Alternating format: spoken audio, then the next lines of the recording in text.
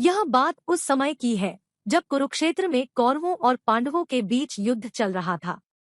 पितामह भीष्म कौरवों की ओर से युद्ध लड़ रहे थे, लेकिन कौरवों के सबसे बड़े भाई दुर्योधन को लगता था कि भीष्म पितामह पांडवों को नुकसान नहीं पहुंचाना चाहते हैं।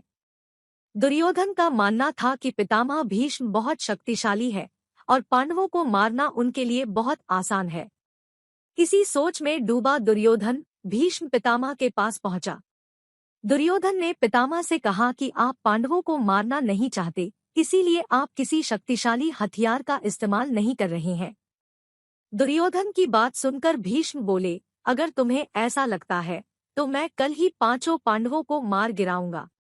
मेरे पास 5 चमत्कारी तीर हैं, जिनका उपयोग मैं कल युद्ध में करूंगा। भीष्म पितामह की बात सुनकर दुर्योधन बोला, मुझे आप पर भरोसा नहीं है, इसलिए आप ये 5 चमत्कारी तीर मुझे दे दीजिए। मैं इन्हें अपने कमरे में सुरक्षित रखूंगा। भीष्म ने वो 5 तीर दुर्योधन को दे दिए। दूसरी ओर श्री कृष्ण को इस बात का पता चल गया। उन्होंने अर्जुन को इस बात की जानकारी दी। अर्जुन यह सुनकर घबरा गया और सोचने लगा कि इस मुसीबत से कैसे बचा जाए। श्री कृष्ण ने अर्जुन को याद दिलाया कि एक बार तुमने दुर्योधन को गंधर्वों से बचाया था। तब दुर्योधन ने तुमसे कहा था कि इस एहसान के बदले तुम भविष्य में मुझसे कुछ भी मांग सकते हो। यह सही समय है, तुम दुर्योधन से वो 5 चमत्कारिक तीर मांग लाओ।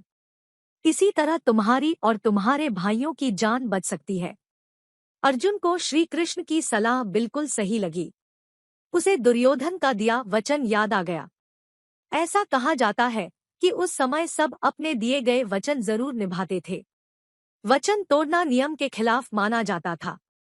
अर्जुन ने जब दुर्योधन को उसका दिया वचन याद दिलाया और 5 तीर मांगे तो दुर्योधन मना नहीं कर सका। दुर्योधन ने अपना वचन निभाया और वो तीर अर्जुन को दे दिए। इस तरह श्री कृष्ण ने अपने भक्त पांडवों की रक्षा की। तो दोस्तों, अगर आपको ये कहानी अच्छी लगी हो तो हमारे वीडियो को लाइक करें और चैनल को सब्सक्राइब करें। धन्यवाद।